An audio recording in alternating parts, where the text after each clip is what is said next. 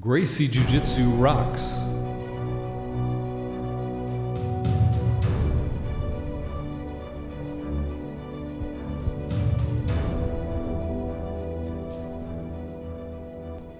Welcome to the Gracie Jiu-Jitsu Rocks podcast, a podcast dedicated to Gracie Jiu-Jitsu and all things Gracie, including self-defense, competition, anti-bullying, women's self-defense and empowerment, nutrition, and most especially, the people involved in Gracie Jiu-Jitsu. This podcast is for the average Joe. It's for anyone who practices, trains, teaches, or just loves to talk about or hear about Gracie Jiu-Jitsu. We'll explore the lives of Gracie Jiu-Jitsu practitioners, how they got involved in the art, and what effect it's had on their lives. So buckle up and enjoy the ride.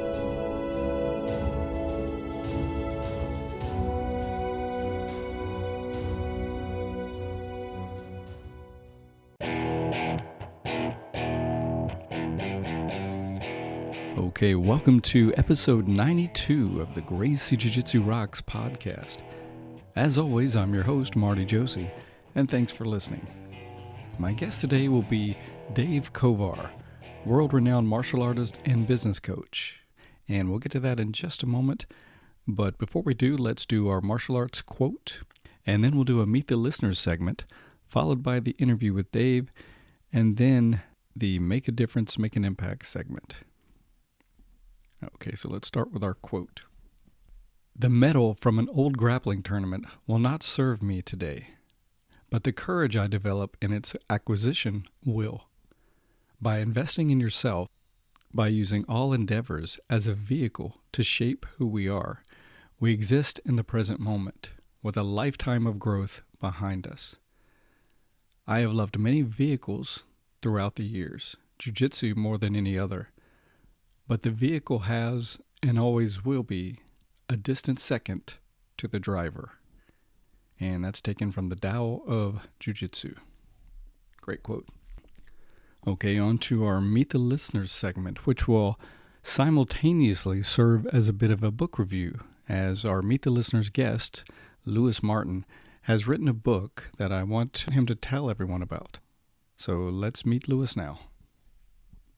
All right, I'm speaking with Lewis Martin, so welcome to the show, Lewis. Hey, thank you so much. I'm pumped to be on here. I've been literally listening probably since your first podcast. Nice. Well, I appreciate it, and I know we've corresponded back and forth quite a bit, but this is the first time actually talking to you live, so it's great to meet you.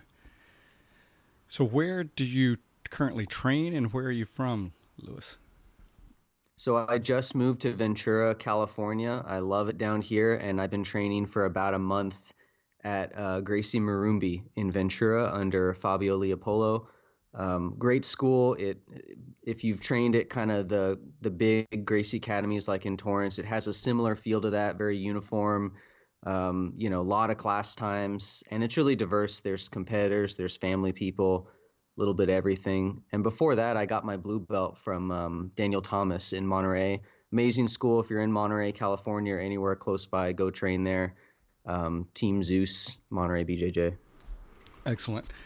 So normally on these segments, I just get to know you a little better, but you have something unique, and we certainly want to get to know you better, but you have something unique, and I wanted everybody to be able to know about it. You've written a book called True Believers.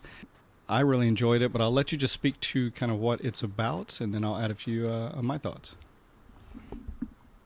Yeah, I have a background like a lot of people in Brazilian Jiu-Jitsu. I did traditional martial arts. I did traditional Japanese Jiu-Jitsu in Monterey, California for several years before I found Brazilian Jiu-Jitsu. But what was different about what I did was that I sort of inadvertently threw in with a martial art that turned into one of those kind of new age pseudo-religious movements that there was a lot of control over the students. There was a really deep philosophy system. There was really rapid belt advancement and a lot of money getting paid out. And we were really focused on sort of the classic cult of personality. We had a really charismatic leader, and it was, kind of unhealthy. And I was really delusional about not just martial arts, but about a lot of things about life in general. And really discovering Brazilian Jiu-Jitsu and just getting smashed by a blue belt that had been doing it for a relatively short amount of time started a series of events that helped kind of wake me up and get me out of that system and that way of thinking. Yeah, I think most of us that would read this book can very much relate to being a true believer, or at least to one degree or another. Some more, more in depth than others. But I think we've all, or at least a lot of us, have drank the Kool-Aid, so to speak, at one time or another. I know I've been guilty of that, and so it's really interesting just following your journey and just how that all evolved and where it took you, and kind of your mindset through the whole thing. It's a very interesting book. It's well written, so I really enjoyed it. I want to read an excerpt out of it, if I may. So it says, I define a true believer as someone who has surrendered their personal identity for their group identity. Their goals are totally aligned with the group's goals. Any other roles they have in life are ultimately distractions. Their career is a distraction. Their family is a distraction. Their friends outside the group are distractions. Every criticism of the group is a criticism of them. Every enemy of the group is an enemy of theirs. They can exist anywhere, but martial arts naturally draw true believers in greater numbers because it's almost literally an alternate world. The analogy I always use to illustrate this is the changing room. The changing room is the most symbolic place in martial arts. It's where you physically shed your identity. You stow it in a duffel bag for an hour or two. Your expensive watch, your membership cards, the cash in your pocket, none of it can come with you onto the mat. In fact, almost none of the things that you earned outside the mat can come with you. It's a powerful act of symbolism if you think about it. You're a doctor, you're a millionaire, no one cares. If you can't escape the mount, if you can't even do a forward roll, your worth is next to zero. Those are the currencies on the mat. And just a little more. It can be a frustrating and humbling adjustment for some. The dojo is not a place for people with control issues. I've seen it and lived it on both sides. I've given many intro classes to students, some twice my age, and my betters in almost every facet of life have had to treat me like their senior. I've also put on a white belt long after becoming a black belt myself. It's part of what makes martial arts special, the role reversal. The idea that you let your ego go for a while in Fantasyland. And then it goes on to say that this is especially hard for the true believer because the mat, life on the mat becomes, or their persona on the mat becomes much more important than real life. So, like I said, really great read. I found myself identifying very much so. So what was it like actually writing this, and what's it been, the experience been like for you? Well, it took about a year to write. It was, I'm sure you can imagine, a therapeutic sort of experience for me. It forced me to sort of think about and process a lot of things I'd been through. I mean, I was in this group for 7 years, and I was very anxious. I didn't know what the reaction would be from the community that I was with and all my friends and some of my former friends. But it was overall really, really positive. After I published it, I've told this story before, but basically almost every single day for about a month and a half, someone contacted me that I used to train with and said, "Hey, I read the book. Thank you so much for writing it." And no one ever was like, "Yeah, I think you were overthinking it. I think you exaggerated." Like, no one had that sort of reaction. Everyone was like, "Yeah, I sort of felt the same way." And there was a lot of weird stuff going on, but it was so easy to sort of ignore because on the surface, we're all doing martial arts and it was fun and we were having a good time and getting the sweat going and just exercising. But when you go deeper into that, and this happens probably at a lot of martial arts schools, there's a movement that's happening. People that love martial arts, get obsessed with it. And martial arts is supposed to help us in our daily lives and help us be, better husbands and better coworkers and so on. But sometimes without realizing it, we actually give up everything but martial arts. So we're not a better coworker because we quit our jobs so that we could keep training. We actually become a worse husband because we're training so much we're not available for the people that love us. And at that point, it's not really serving as much of a purpose for us anymore, unless you really want to just go for it and be, a competitive championship caliber people. But for the vast majority of people like me and you, I mean, that's not what we want. We want to go 2-3 times a week and, stay in shape and hang out with our friends. That's true. And I was going to ask you, how does one tell? Because a lot of us are super passionate about martial arts and the particular art that they train in. And that's not a bad thing to, of course, have passion and really enjoy something and lose yourself into the training. But how does one tell when it's crossed the line and it's too much? And I think you did kind of speak to that right there. Yeah, I have been asked that question a lot, and I kind of give a different answer every time. I think, one thing is to look at the students, look at their level of passion and intensity. One of the great things about Brazilian Jiu-Jitsu is it's by nature a very open martial art. People are willing to take ideas from everybody. Brazilian Jiu-Jitsu is one of the few martial arts where you could walk into your gym and be like, yeah, I saw a great move on YouTube. I want to try it. And for the most part, everyone will be fine with that. Everyone will be like, oh, yeah, show me, If people are really against that and you say, oh, I saw a new way to finish the guillotine on YouTube, let me try it. And if people really freak out and say, no, we shouldn't be doing that, then I'd say that's probably a little bit of a red flag. If you believe that the only source of jiu-jitsu knowledge is directly your teachers and your instructors, that's a problem because there's so many great martial artists out there that, we should be open to taking from all of them. And that's really the roots of Brazilian Jiu-Jitsu. I mean, it started from, Carlos and Elio learning Japanese judo and then tweaking it and making adjustments. So that's the roots of the system. There's a heritage of tinkering with things and making them better based on other input. Very true. Very true. So that open-mindedness is the thing that really separates. So how can people get this book? So my deal is with Amazon, so it's only available on there. There's a Kindle version and there's a paperback version. I actually met a guy that I train with that he does, cover art. So I'm working on doing a redesign of the cover, but it's Louis Martin, Louis Martin. The True Believers is the book. If you read it and you enjoy it, I'd really appreciate a review, just an honest review. Those really help it get kind of found in the search engines. Excellent. And so what do you like most about the podcast, Louis? Dude, I really like seeing how it's grown over the years. Like I said, I remember, I'm pretty sure listening to the first episode. Did you have like Henner or Huron on like the first episode? No, the first episode was Bill Odom in Virginia. He was the first CTC, I believe, in the country. Oh, okay. Yeah, I do remember that one. And, it started off as sort of a niche podcast within the jiu-jitsu community. It was really focused on sort of the Gracie Academy Torrance side of the family. Mm-hmm. But now it's really expanded where, I mean, this podcast is right up there with any other Brazilian Jiu-Jitsu podcast where you're having people from across the spectrum, even beyond the Gracies, from people that specialize in self-defense to lifelong teachers to world champions. I mean, you've had a little bit of everything, and it's great to see it expand and kind of come into its own as a great martial arts podcast. Well, thank you. I've really had a blast doing it, and I really appreciate the feedback. Anybody you want to shout out to before we close, Louis?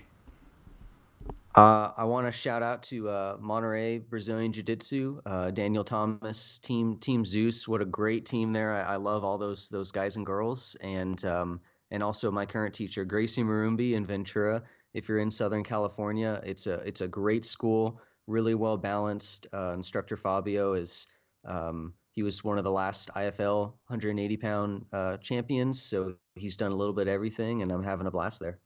Excellent. Well, really appreciate you spending time and letting us get to know more about you and your book. I appreciate it. Thank you, Mr. Marty. All right. Be well, my friend. Okay. Really enjoyed meeting Louis, a.k.a. Louis, and hope everybody checks that book out. All right. Now on to our interview. Dave Kovar is a very accomplished martial artist and martial arts business coach. He's the founder of Kovar Systems and Kovar's Satori Academies. He's one of the rare individuals who've achieved a black belt in 10 martial arts, including BJJ. He's a prolific author and has produced countless video, online, and written series on curriculum, teaching business systems, and more. His methods have been shared through a long list of industry organizations. He founded ProMac, the Professional Martial Arts College, to help share a deeper level of what he's learned about running a successful martial arts business with school owners around the globe. And in 2010, he was honored to be named the recipient of the Martial Arts Industry Association's Lifetime Achievement Award. So I know you're going to enjoy this interview. After the interview, make sure you stay tuned to the Make a Difference, Make an Impact segment. So without further ado, let's talk to Dave now.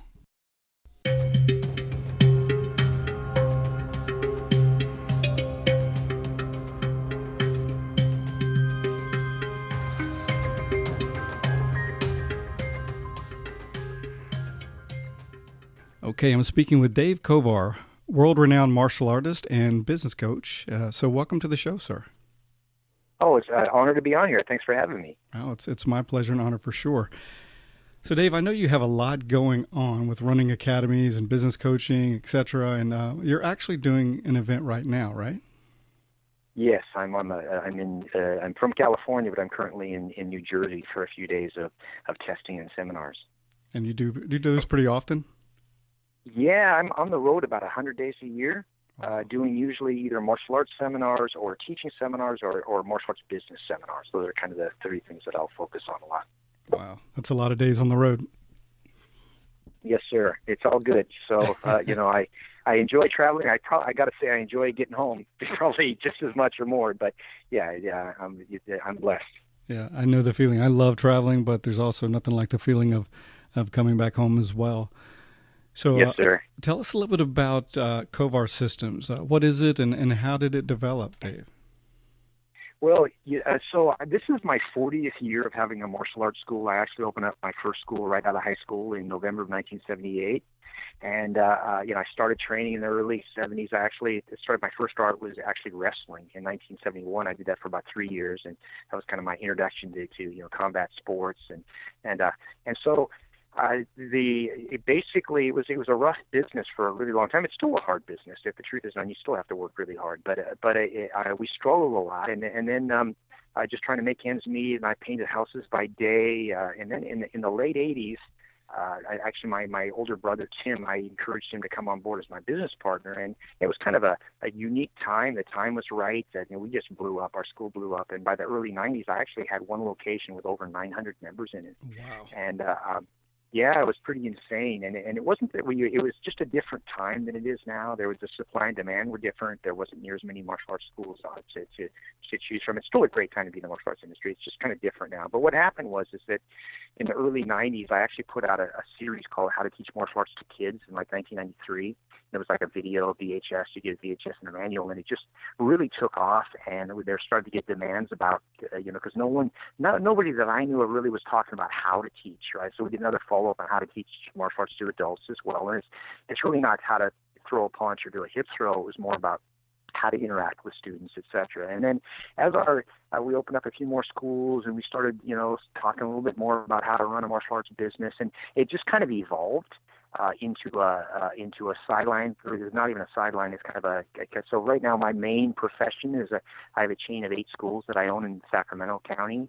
And then I have 5 other licensed locations, and I coach a couple hundred other schools.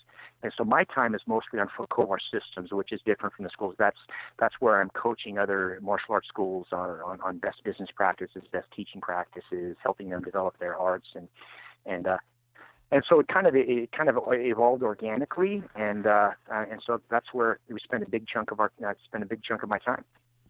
Well, I think it's such a needed thing because there's so many people that, have martial arts as their passion and their dream to open a school.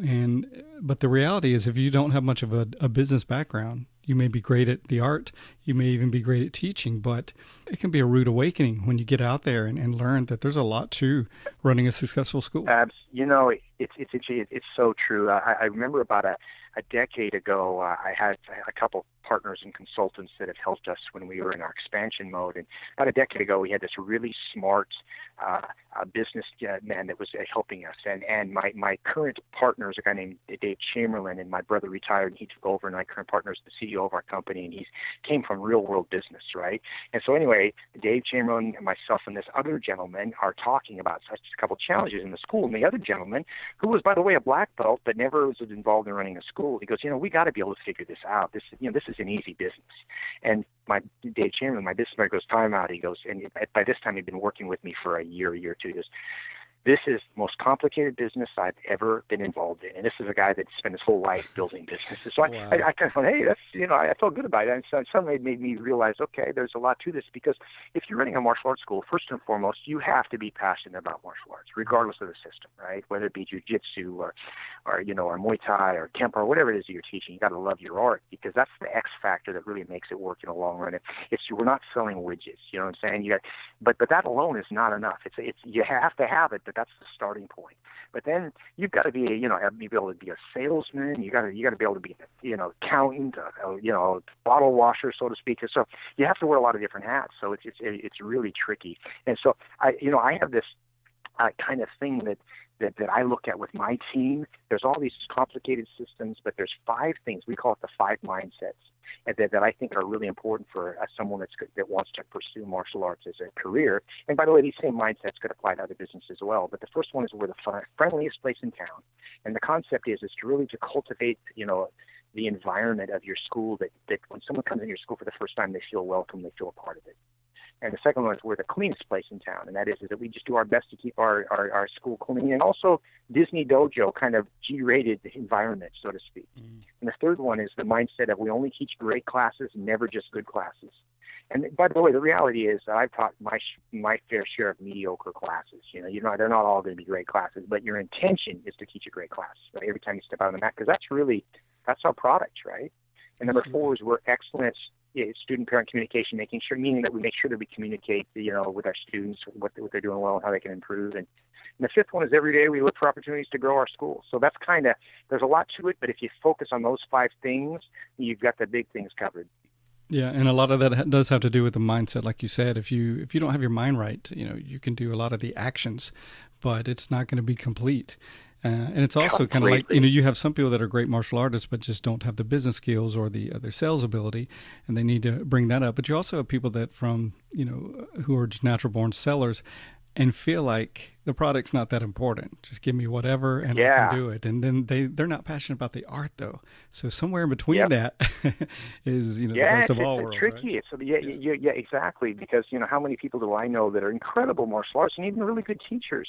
But maybe they just lack the ability to maybe they're not as consistent, or they don't know how to market their school, or they don't know how to train their team. So there's a lot to it, and so that's what we try to do. Is we try to take people that aren't realizing their potential and figuring out where they're weak and trying to help them strengthen it. That's great. Like I said, I think that's so needed. People do need the passion, but they also need real skills that they can totally to use and put in practice. So excellent. Is this Satori or Satori? Satori. And Satori is a Japanese word roughly translated. The original meaning is it's a moment of enlightenment or a moment of deep understanding. If you think about, you have some problem, you wake up in the morning and you've got a solution that popped in your head, that would be a Satori moment. Or you're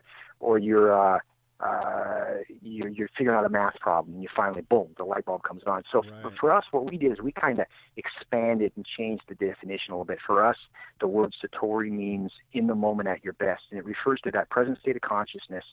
It's kind of being in the zone. When you have mental clarity, physical energy, and emotional calm. Anytime that you've done anything that you were proud of, that you look back, or anything I've done that I'm proud of, whether it be like giving a speech, or maybe in a tournament, or or in a fight, in a match of some kind, or wherever it is, chances are that's what we had. We were in the ideal performance state, which is basically energy fueled from positive emotions. So the whole idea in our schools, what we try to do is how can we help our students be at their best the maximum amount of time. So of course martial arts is a big chunk of that, but we try to take a more holistic approach and have people kind of look at their attitude, their fitness level, their health, all those things that go into kind of being the best version of yourself.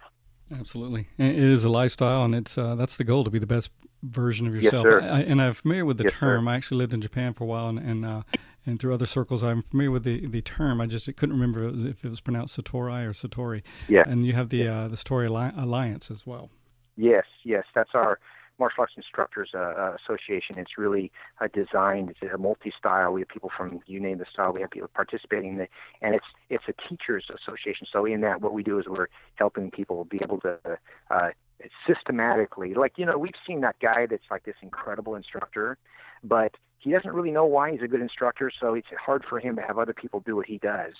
And so what we try to do with Satori Alliance is actually break down all the steps that go into being a high-quality instructor. For an example, one of them might be we have broken out what we call rules of three, and rules of three are basic guidelines that you can follow. For example, the 3x3 rule is one of them, and that stands for, that's one that is eye contact, appropriate body contact, and use of name 3 times during class. So in other words, every time I come to class, what I want to do is I want to make sure that I interact with every student 3 times using their name, look at them in the eye, and some kind of knuckle bump, high five, handshake, something like that while that happens. And that's actually really hard to do. You have a class of 15, 18 people, 20 people, it's hard to do. But in the effort to do that, you get to everybody at least once and probably twice. So that would be an example. Another concept that we would push would be what's called the SSL rule. And SSL stands for smile and sweat and learning. And the whole intention during class, what do you want to have to happen? First off, you want your students to have a good time. And what I mean by smiling, it's not that we're playing games the whole class, not by any stretch. If you and I are grappling, we're not necessarily smiling, but we're probably having a good time. So it refers to present focus and enjoyment of the process. And then that's the first one. And sweating, that they're getting a workout, because I think that's just a super important part of martial arts. Because the reality is, in a self-defense situation, fitness is a big part of that. As Vince Lombardi said, poor endurance makes cowards of us all. And if you're not in shape, you just lose the will to fight, defend yourself. And then the third part is that students got to leave every day with some new distinction or aha. That doesn't mean they always have to learn a new move, but they have to leave with something and say, what did you learn today? They can, well, I learned that, whatever that might be. If I extend my hips a little higher, I can get more effective arm bar. That kind of thing. Wonderful. It gives them a sense that they're always improving and learning and growing. So that's yes, wonderful. sir. Yeah. Yes, sir. Exactly. So we have a series of things that we take people through which allows somebody to kind of. It's basically a recipe. In other words, how do you make a cake? Well, that the chef in the kitchen that's been doing his whole life, he doesn't need to look at a recipe. He can just throw stuff together out of instinct. But if you can actually follow him around with a pen and paper and figure out, okay, he did this first and this second and this third, then all of a sudden you can replicate that. So that's what we try to do with helping people develop their utmost skill as a teacher. And that's great, because why reinvent the wheel, right? I'm a firm believer in finding someone who's doing what you want to do and doing it massively successful, and learning from that instead of struggling for how many years to try to figure it out yourself. Yeah. Yes, sir. Absolutely. All right, wonderful. You also, continuing with the Satori theme, you have, I think it's a pretty new podcast called the Satori Lifestyle Podcast. So how did that get going, and what's that all about? Well, it's something that I've been wanting to do, and a couple of my team members have wanted me to do for a long time. I just never got around to it. So I'm a little late on the podcast. They've been around a while, but I just launched it the first of the year, and it's a fun process. And of course, because you do the same thing. And the whole intention with the Satori Lifestyle Podcast is really martial arts is part of it, but it's really about how to. We're looking at everything possibly that we can do to either perform better in our relationships or on the mat or on the track. And so we will analyze everything from sleep habits to relationship issues to martial arts training to nutrition and so it's been a fun process and it's been obviously preparing for doing this. Anytime you're going to present some material that may be a little foreign to you, if you're going to do a good job, there's an obligation for you to research it so you can find out as much as you can. And in the process, you learn more. So it's been really great for me. It's really expanded my horizons in a lot of areas that I had an interest in, but really not the necessity to learn more. And this has kind of forced me to get out of my comfort zone. So, I right now we're only doing a couple a month. I might increase that number. But I want to make sure that podcast that I'm putting out are of good quality. I just don't want to. Volume isn't as important to me as the quality of the content, which is kind of my philosophy on Facebook too. It's like I try to post consistently, but I just don't post to post. I try to post with something that's got value and meaning. And I wanted to talk about that. I agree with you completely on the quality over the quantity. I average a couple of these shows per month, but I could do more. I know there's a lot of people that churn them out weekly or sometimes several times a week, but I just don't think I could do a great quality show if I did that. So I agree with you on that. Yes, Speaking sir. of your Facebook posts, I'm a big fan of when you do post. One of them I actually used. I have an ending segment of this show called "Make a Difference, Make an Impact," and on a episode I did on yoga and BJJ, I had recently seen a post you did on savoring the moment, and it really made an impact on me because I'm into mindfulness, I'm into gratitude, I'm into really savoring life, but I wasn't using that that word. So that word just kind of isn't it a great word? It is a great word. Yeah. It resonated with me, so I spoke just a little bit about it at the end of this one episode I'm mentioning. But can you expand a little bit about that word savoring? It's a concept kind of that hit me, not that long ago, within the last 10, 12 months, and if you think about because it's, and of course the word is not new, it's been around forever, but I never really thought about using it. But what it really does when you think about savoring the moment, it draws you in the word itself is okay, what do you have to do to savor it? It's a sense of I'm going to appreciate this very moment, right? There's a Japanese tea ceremony. It's called Ichigo Ichi. I probably didn't pronounce it really well, but it has to do with one chance, one encounter, and it has to do with this is the only time. Like, for example, this is the only time on this day that you and I are going to ever have a chance to talk. Well, we may talk again, we may meet again, but so we need to savor this moment, right? That's what the concept comes. And it was like, I thought, what a great kind of way to wherever you are to kind of to get you, because naturally thinking that word, it gets you thinking about everything that's good that's going on. It really instinctive does. In that word, is kind of the response is and even it kind of, there's a sense of embracing challenges too. Savor the challenge that you got right now, right? And so I just, it's one of my favorite words. Yeah, me too. Me too. Now I appreciate you turning me on to it because it's a new word, but like you said, and I'm into mindfulness. And mindfulness, one thing, it keeps you present in the moment. But using the word savor just takes it to such a deeper level, man. A whole new experience. Yeah, well, good. I'm glad it resonated with you. Yeah. Sometimes you see you feel something and you think it sounds good, but nobody else thinks it doesn't make any sense at all. So when someone else appreciates it, it's like, okay, good. Yeah. Glad to hear it. Absolutely. Another post that pretty recent post I really enjoyed of yours was talking about habits, and I'll read a little bit of it. It says, "It never ceases to amaze me at how easy it is to see my good habits slip away from me if I don't guard them carefully. Developing good habits isn't a sacrifice. It's an investment in your future that will pay real dividends as long as you keep them. I am reminded of a saying I heard years ago. Bad habits are easy to make and hard to live with. Good habits are hard to make but easy to live with." And it expands a little bit, but talk a little bit about that. I really liked that as well. I think probably, the quality of our life, we forget the quality of our life is the habits, is really the quality of the habits and routines and rituals that we have in place every day. And if I take, let's just say, one of my favorite quotes is "Take care of the days and years take care of themselves." And so often, we can get, wrapped up in what's going to happen tomorrow or the next day. And so we kind of, first off, we don't savor the day, but also we, all we got to do, all we have is right now, this moment. And all we got to do is today do the best we can to try to, cultivate habits, that are proactive. So let me give you an example. If I'm growing, like my hobby, I've been doing martial arts my whole life. It's my hobby and my passion still. The only other things that I can do, I tried other stuff, but nothing interests me. I live by a golf course, and my wife tried to get me to go down there. We took a couple of lessons. I had no freaking interest. What's interesting, when I was out there to drive a golf course, I actually felt like I was cheating on martial arts. It's the most bizarre thing. That is so funny. I was thinking, I hope nobody sees me doing this, because I'm thinking I could get my rear naked choke at getting stronger. An hour of that, I'm going to have a better choke. You know what I'm saying? It's like, that's how, and so I really felt like I was cheating on martial arts. And so, so I snow ski. I've been doing that since it's something I do with my kids. So, I go up 5-6 times a year. I'm pretty good at it. I enjoy it. Besides that, the only thing I do is I vegetable garden. To me, it's very zen. And by the way, it's a very martial too. It was a very common thing for, if you go back in history, warriors throughout time, many, vegetable garden, right?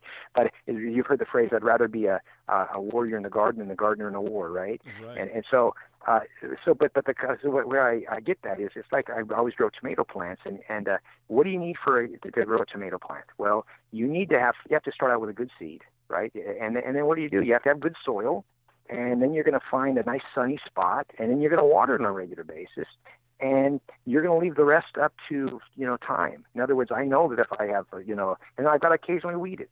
Well, so the analogy is that it doesn't do me any good in 2 weeks to pull up the tomato plant to see if it is growing well. You know what I'm saying? I just got to kind of trust the system. You know what I'm saying? So I got to get in the habit of making sure. So it's kind of like, so what does that do? Well, your daily habits. It's like you don't need to self-analyze like where my future is going to be every day. It's kind of like once you have kind of a clear idea, then you plan your days accordingly. So you have metaphorically good soil, plenty of sun, keeping the weeds out. Does that make sense? Absolutely. And so I strongly encourage people to analyze their day from dawn to dusk and take a look at their habits. The ones that are powerful, keep them. The ones that aren't, what can you do to change them? Here would be an example. Let's imagine that like for example, my habit, and I'm not saying that everybody should do it. It works for me. I get up super early in the morning. I usually get up about 4:45, and the first 2 hours of the day, man, before pretty much anything else has happened, I'm at the gym. I did my meditation. I had a good breakfast. I read something inspirational, and that's how I start my day. And let's imagine, and that's become a habit. I've been doing that for probably almost 2 decades, and I rarely ever miss. Right now, let's just say I changed my habit and I decided to stay up a little later and channel surf, and so next thing you know, I'm getting up right just in time to scarf down a quick, probably unhealthy meal on the way to the office, and boom, I start my day. Well, maybe nothing happens after a week or two, but fast forward 10 years, and what amazing difference those two things can happen. You know what I'm saying? It's kind of like starting your day on purpose. Otherwise, how many times have we heard someone say, "Oh, it's going to be one of those days. I burned my toast. I went out, my car battery was dead," and then what happens is if you don't watch it, you next thing you know, you're looking for everything else. See, look what else is going wrong. And pretty soon you're training your eye to find all the crap that fits around. But if you decide every day to get up on purpose and be mindful of, okay, boom, let me control my environment, let me really program myself correctly, then the impact can be dramatically different. So that's for me. And then once you have a good habit, like the quote is, good habits are hard to make, but easy to live with, then that's going to sustain you over time. But if you don't watch it, gravity, I don't mean like real gravity. I mean like emotional gravity, like relationships, the news will drag you down. Like Tony Robbins has a line, stand guard at the door of your mind. And meaning that if you don't watch it, there's so much negativity everywhere that you can get pulled into the weeds if you don't really guard those habits.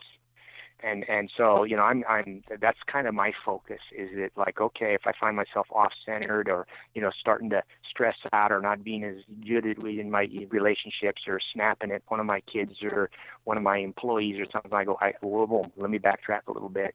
Let's take a breath. Let me see how am I, I realize I haven't been doing my morning reading. I haven't really set the intention of the day like I could. And so, I call it zero basing, always trying to kind of every day start with what's most important today and then kind of going from there. Yeah, well, you mentioned the word intention and intentionality. I think it's huge. I'm a big fan of morning rituals. I think it sets the stage of your day, and it literally puts you down one path instead of the other. If you're intentional, you're in control and in charge. It doesn't mean you can control everything that happens, obviously, but you can control your mindset, your attitude, and your direction, as opposed to being in reaction mode from the start and just start putting out fires as they come, and it's terrible. Man, I could not agree with you more. There's a great, quote is, you can't control the wind, but you can adjust the sails, right? And we all know, that I'm repeating what you just said, but basically, we can't control what happens to it, but we can control how we respond to it. And when we're at our best, then we're going to respond better. You know what I'm saying? It's like, we've all been in a situation where we were in a really good mindset. We were feeling good about things, and a challenge comes up, and we're able to deal with it better than if we're already stressed out, right? And so, the kind of the world needs us at our best, and so I think that it takes a lot of effort, but it's always worth it. And you know what? like I said, I'm far from perfect, but I'll tell you what, I'm better. I'm more consistent now than I was 5 years ago, and I hope in 5 years I'll be more consistent than I am now. That's really what I'm striving towards. Love it. I just posted a quote, and I probably can't remember it completely, but something to the effect of, "Don't wait till you're perfect to try to make an impact. Let the world see how man, I love it. Let the world see how you handle your imperfections. So it's good. Yes, sir. Let's change gears a little bit, Dave, and talk a little bit about your martial arts journey. I know you are one of the rare individuals that have black belts in over 10 martial arts, which is an incredible accomplishment. So well done, sir. It'll probably take all day for you to discuss your entire journey through all the arts you've studied. So if you would just share how you initially got started and maybe some highlights on that journey and how it eventually led you to jiu-jitsu. Yeah, absolutely. Well, first off, I didn't ever set out to get like a black belt. I didn't get black belt in 10 systems. I just really love training, and just kind of over time stuff happens, right? Well, I'm going to be 59 here in another month, and I share that with you because when I was probably in the mid-60s, I'm about 5 or 6 years old. My family was living in Montana. I saw a silhouette. I still can remember it, of a guy doing a flying side kick, and I think it was maybe a billboard for a school or something. I don't even know, but I saw it, and I didn't know what it was, but I knew that's what I wanted to do. It just I didn't find martial arts. Martial arts found me. That's the only way I can describe it. It's just like it was just, as soon as I saw it, it's like, man, that's what I wanted to do. So I was, of course, watching the Green Hornet when I was a kid in Longstreet, and of course then Kung Fu, and of course everything Bruce Lee. I actually saw Enter the Dragon 39 times in the theater. We used to go on the weekends with two of my friends. We'd show up at the theater. It was called the Madison Square Fort. It's in Carmichael, California. We'd show up at like 10:30 on Saturday, and we'd watch Enter the Dragon, Return of the Dragon, Enter the Dragon, until like 10 o'clock at night. I knew the whole movie by heart. And then when it came out, then we'd go to the drive-in, and we'd record it on a little cassette tape. Anyway, the point was that, and I'd started training in wrestling in 71 and then karate in 73. And I actually started doing Kodokan Jiu-Jitsu at the same dojo. My martial arts instructor, my original instructor named Bruce Jutnik, was very progressive, that we were cross-training back in the 70s. So, back then, those people that had been trained, had been around a long time. It used to be that when you met someone that was in martial arts, the first question you asked them is what style they were. And their answer was going to determine whether you liked them or not. In other words, if you were a jiu-jitsu guy and said someone said they're a taekwondo guy, you automatically aren't going to like them, right? Oh, yeah, and it was really bizarre. And that's when you could tell, and I'm talking about before the Brazilian jiu-jitsu influence, you could tell what style a guy was by the way they sparred at the tournament, by the way they warmed up, right? But so I started doing the Kodokan Jiu-Jitsu in the same year, and I had to, my parents gave me the choice. I was a freshman in high school. I was wrestling and doing karate, and my grades were suffering. They said pick one, and I picked karate. But I continued on, informally in that, and I did a lot of Filipino weaponry, and I was exposed to several different arts, and along the way, I still train in most of the arts. But however, I was exposed to, of course, everybody in the late 80s, you started hearing about the Gracie Challenge. And by this time, I'd already been in business, for quite a while, and was fascinated with that. But there was no, Gracie Jiu-Jitsu, what's that? And there was nowhere to go to get it, right? And then a gentleman named, and actually Craig Cook and Henzo Gracie came out with that tape. Mm-hmm. The tape, it was like probably the first bit, and that's one of my students, and I got it. And it was like, wow, this stuff is cool. And then, we were on the phone. Cesar Gracie opened up a school in Pleasant Hill, California, and he opened it up in May of 1994, I think. That was definitely the year, and I started training with him in June. And I drive about an hour and a half one way. Wow. And about a year later, this was before Half was in the States. He brought Half over, and Half was there, Half Gracie, and it was amazing. It was the Wild West, man. It was really different training back then. It was really interesting because the people so I'd go there a couple times a week. I'd make the drive, and everybody, I would go to the day class. Everybody were karate guys and taekwondo guys because we all wanted to learn how to do that stuff that Horace Gracie did in UFC, the first UFC in the 2000, I think maybe 93. And so it just kind of blew up. And so probably a year and a half later, I actually had we opened up a satellite branch of this is when Caesar and Hoff were together, and at one point they kind of went their separate ways, and I kind of stepped out of the equation there with them at the time politically, which is kind of an awkward place to be. Mm-hmm. So we started this program in our school, and I had Chambray, who's a high-level Fought and Pride, an amazing practitioner that was there for several months. And then, of course, the guy that's really well known now that I was a white belt with is Kurt Osiander, who runs house racing in San Francisco. Yeah, he was great. He was actually, we were, white training together as white belts, and he actually then was teaching our program in Sacramento. And eventually, it just didn't work out as well. So we continued on, and I met right probably 96, 97. I met Professor Pedro Sauer, and of course, he's an amazing guy, and I've kept my relationship with him for the whole 20 years, and also a gentleman named Carlos Valente, and Carlos Valente is also a Hickson Gracie black belt, and those guys have been my professors for the last 20 years. I've trained with a lot of guys besides that, but that's kind of where I've spent my time. I'm a guy where I still train consistently, not as much as I would like, because to be honest with you, I don't really buy into age, but I've got a few injuries that I've picked up over the years, and I just got to respect my body. It's different. Being 50, 59 is different than 29, and I'm still on the mats, but I'm very guarded with who I train with, and I'm very guarded with how long and how often I train. And I think that's just so smart. I'll be training. Yeah, otherwise there's nobody my age doing it. There's very few people. Tomorrow I'm going to go train with the Silver Fox, Carl Pravik. I don't know if you know who he is. He's a Enzo Gracie black belt in New Jersey. Amazing guy. Okay. Yeah, he's in his mid-50s. Incredible. He has called Fluid Jiu-Jitsu. He does a lot of water training, and this is a guy that's, like I said, he's in his mid-50s, and he's still hanging with the young guys, and he's so technical. I always enjoy training, so I'm getting a session in with him. So I train with other guys when I can, and I love Jiu-Jitsu. That's not we have Jiu-Jitsu at 5 of our 8 locations, but I honestly, it's not our main emphasis. We teach more of a traditional looking, but a very mixed martial arts program that's got a very traditional karate look to it.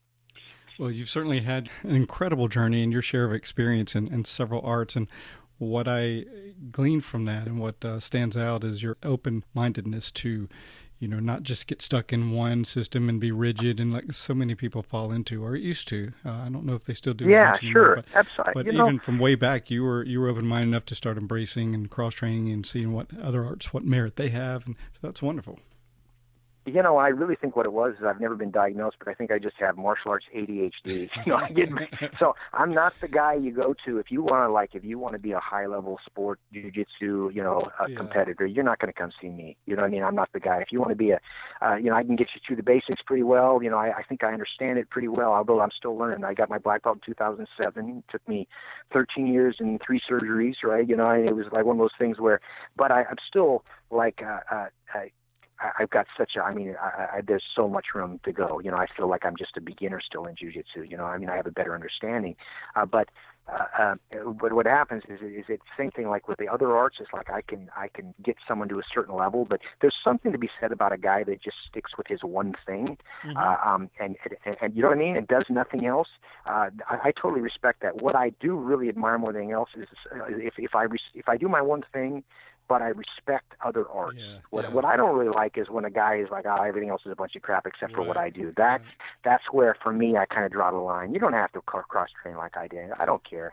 But so often people use that as an excuse not to train at all. That's you know what I'm saying? And so if you love your one art, whether it be Brazilian Jiu-Jitsu, and that's all you care about doing, hey man, more power to you. As long as you're on the mat, honoring your art and trying to improve, and you're respectful for what other people find valuable to them. You know what I'm saying? I totally agree with that. Yeah, like you say, an old-time Japanese master who's done his one art all his life, and he's still trying to perfect every single detail, Yep. And there's a beauty in that for sure. So you don't have to train in everything to be an accomplished and great martial artist. But like you said, the mindset of, okay, this is my thing, and I accept other things and their value, but not to use it as an excuse to not do something else.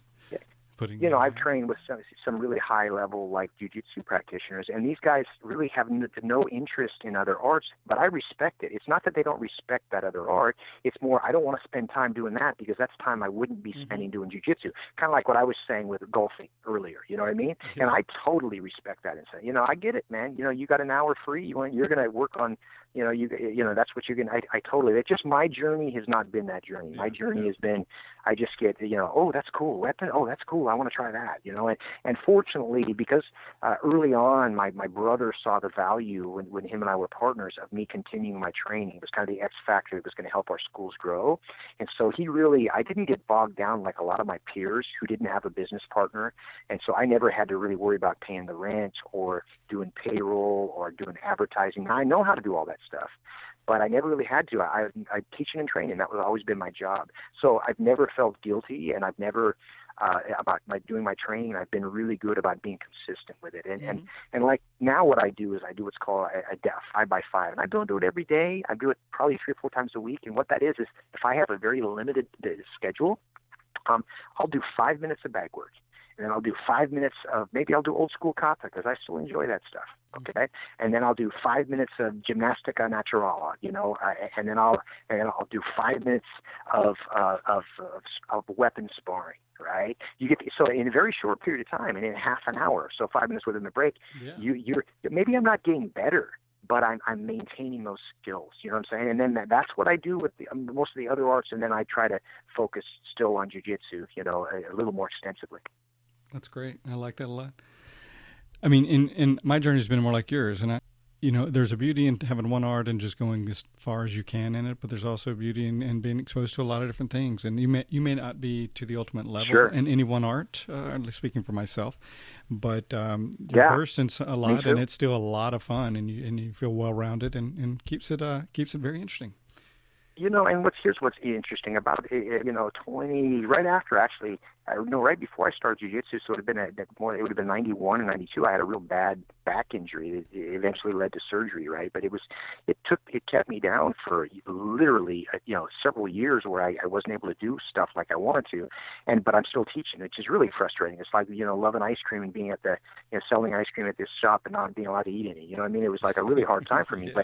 But what really kept me sane, I couldn't do jiu-jitsu. I couldn't do, or a limited amount. But of movement. But that's when I really got proficient. That's when I upped my game with Filipino weaponry, and which I'd done as a kid, but I kind of let stagnant as I was in my 20s and competing and doing all that. But see, the thing about, like, for example, Filipino weaponry is you can get old doing that. You see 75-year-olds still because the stick is doing a lot of the work. It doesn't take as much. I feel really bad for some of my like taekwondo friends that never really explored other things, and I have a great deal of respect for that art. Don't get me wrong, but if that's all I did was kick really hard my whole career, the hips only last and knees only last so long, and all of a sudden you find and all of a sudden you got a hip replacement. Half my friends have had their hips replaced, and guess what? You don't have much anymore. If all you could do is do that, and now you can't do that, what do you got? And so that was the other thing about cross training for me. There's always something that you can do when you're, you know what I'm saying? Like I've actually been doing a lot of more old school. There's a couple Fu forms that I learned through the years that are very health conscious. They're really good for mobility, and I've readopted that into my arsenal because it feels really good for me. And I'm not going to do, it's not something it's funny because I posted a video a couple years ago. One of my friends posted a video of me doing a form, and of course it ended up on Facebook, and there's a comment like, try that stuff in the UFC, right? Well, of course it's not going to work. And, that's not even the point of it. It's kind of like the old Harley advertisement. Someone says, if I have to explain it, you wouldn't understand. Well, that's how I view like kata. If someone doesn't understand it, no worries. But there's some beauty about being able to perform on your own and really emphasizing. It's like a moving meditation, where you really are working on mobility and movement and focus and concentration. There's a lot of great lessons. Do you have to do it? No, you don't have to. You can be a high-level martial artist and never learn that. But those are the people that do it and understand it. It's beautiful and has a very important function for me. I agree completely. So if I ask you, with all the things you've done and been through and learned and developed and grown and accomplished, if I ask you what your proudest accomplishment is, what would that be? wow, being a father for sure, and that would be the top of the list from a standpoint of martial arts. There's a lot of, I've got so many, I'm very blessed. I've been able to meet a lot of people and do a lot of cool things, and I think probably from that standpoint, professionally, is I'm proud of the fact that I've helped other people become better instructors and keep their passion for martial arts the strongest. I think that at the end of the day, I'm proudest of that. That's wonderful. And going back to the fatherhood, man, that's wonderful. There's nothing more important and more better to be proud of than that, for sure. Yes, sir. Yeah. And along the way, every year, I try to keep myself physically fit. I've challenged myself, every year to do something different. And so that's been a fun process. When on my 50th birthday, I sparred 50 rounds. I did 10 rounds of boxing, 10 rounds of kickboxing, 10 rounds of weapon sparring, 10 rounds of jiu-jitsu, and 10 rounds of no-gi. And so that was kind of a fun. I'm proud I got through that. That was a lot harder than I thought it was going to be. By the way, they were only minute rounds, but I'm so glad they were only minute rounds. It was killer, because what I had is I had about 35 fresh people, and some guys some of the guys repeated. They did one exercise, and maybe I boxed with them, and then maybe I grappled with them. But what happened was, and none of these guys were trying to take my head off, but if you got 1 minute, okay, I say, hey, you mind coming down, and I want you to spar with me for a minute for my 50th birthday. Guess what? That's your only minute. You're going to maximize it. So what I had is I never thought about it. All these fresh guys. It was a rough hour. But, I can only imagine. That's rough. Yeah, but glad to get through it. That's wonderful. Yeah. Well, listen, you've had such a great impact in so many lives, so you have my utmost respect. Could you give us your website? Because I know you have a lot of things going on, a number of upcoming instructor boot camps, an online webinar series. Sure. So if you're a couple things. So for those people that don't run martial arts schools, there's a couple things. I have a podcast called the Satori Lifestyle, as you'd mentioned earlier, and it's available on all of the various sources. You just go Satori Lifestyle, and it should pop up. Free download. Love it if people wanted to subscribe to that. That would be awesome. And then I also have a couple of books that you can get on Amazon, and I have a book called Brief Moments of Clarity, which is kind of my chicken soup for the soul. It's kind of my kind of take on just kind of outlook, and that's available, as well as I have another one called The Dad's Toolbox for Better Parenting. It's a book that I've kind of taken my observations and what I've learned as a martial arts instructor over the last 40 years, and after interviewing literally hundreds of parents that through the years, if I see kids that I like what it seems. I see the parents really intentionally being parenting. Since I was way before kids, I would ask, "What do you do? How do you handle this situation?" And I documented a bunch of empirical evidence about what it takes to be a good parent. And I put that into a book called Dad's Toolbox for Better Parenting. By the way, it works for moms as well. And so that's kind of for people. If you're a professional martial artist, you can go to kovarsystems.com, KOVARSYSTEMS. And we've got a line of products, everything from a program called Instructor's Toolbox, which is a monthly program that's just pure martial arts drills and skills to kind of keep classes fresh, all the way to a full service coaching business for school owners and everything in between. So that would be kovarsystems.com. My personal email is dave.kovar@kovars.com if someone wants to reach out. Wonderful. And I'll put links to all those in the show notes as well. Anybody you want to do a quick shout out to before we close, Dave? Man, so many people I've had so many great role models and teachers. I wouldn't even know where to begin, honestly. Yeah, so, I understand. So, I'd afraid if I throw in, then I might forget a bunch of other people. Sure. Yeah, so shout out, of course, to my folks. Actually, my dad is still alive. He's 95 and a half, and he was training up till about his 93rd birthday in martial arts, and so he's been a great role model for me. That one probably would jump out, so we'll go from there. That's great. Well, listen, I really appreciate you giving us a glimpse into your life and letting us find out more about you. I really appreciate it. Very interesting. And again, you have my utmost respect. And I wish you a long and healthy, happy life, my friend. Oh, I appreciate being on the show. Best to you. You too. Thank you, sir. You bet. Okay, really enjoyed speaking with Dave. What an interesting and insightful person he is. Stay tuned now for the Make a Difference, Make an Impact segment.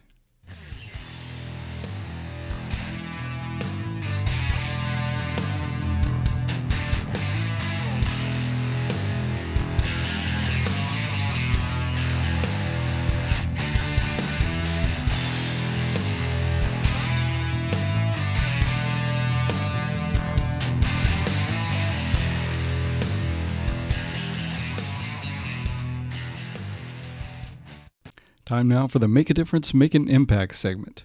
And we'll start with a quote. Trade your expectations for appreciation, and your whole world changes in an instant. And that's from Tony Robbins.